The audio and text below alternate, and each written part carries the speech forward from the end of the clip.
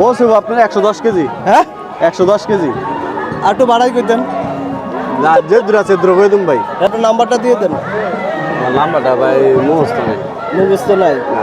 আজকে মুখস্থ করবেন কিন্তু। দর্শক, একজন ব্যাপারী একটা গোস্তের গরু নিয়ে আসছে হাটের মধ্যে, আমরা একটু দরদাম জানবো। আছি ঘাড়মোড়া হাটে দর্শক, এটা খুবই সুন্দর একটা ছোটখাটো সাইজের গোস্তের গরু। ইমরান ভাই কেমন আছেন? ভালো আছি ভালো আছি ভাই ভাই। কয়টা গরু নিয়ে আসছেন? ভাই 3টা আনছিলাম, 2টা বেচছি। দুইটা বেচছেন আর একটা নিয়ে দাঁড়ায় আছেন অসহায়ের মতো ভাই, হ্যাঁ ভাই। এই বৃষ্টির মধ্যে। ভাই আজকে হাটের কি অবস্থা? লাভ হয়েছে নি ভাই?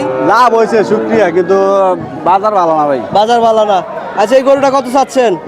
দাম চাইলে 85 চামু, বেচা 80। বেচা 80। দামটা একটু বেশি হয়ে যায় না? দাম বেশি না ভাই, এটা 90 হতো। এটা কেমন গোস্ত হবে? গোস্ত হবে কেমন? বলছি আপনার 110 কেজি। হ্যাঁ 110 কেজি। আর একটু বাড়াই করতেন। যে দূর আছে দ্রো করে দিন ভাই। হ্যাঁ হাও কথা কইলাম। আসলে 110 কেজি হইব নি? 10 কেজি। আপনি তো 1 কেজিও কম হইতো না, দাঁড় হইব। হ্যাঁ দাঁড় হইব 10 কেজি। আচ্ছা, এটাই 80 লাস্ট নাকি?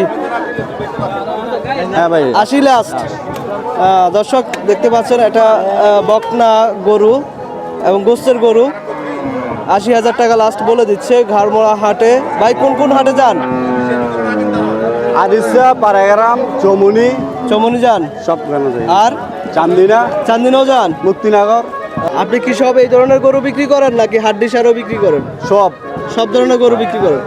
দর্শক, আপনারা 50 যারা শুরু করে। গরু নিতে চান তাহলে আপনারা এই ব্যাপারীর সাথে যোগাযোগ করবেন। আপনার নাম্বারটা দিয়ে দেন। আমার নাম্বারটা ভাই মুখস্থ নেই। মুখস্থ নাই, না। আজকে মুখস্থ করবেন কিন্তু। আচ্ছা। হ্যাঁ ঠিক আছে, চান্দিনা হাটে দেখা হইলে জিজ্ঞেস করবেন। চান্দিনা যাইতো আমি।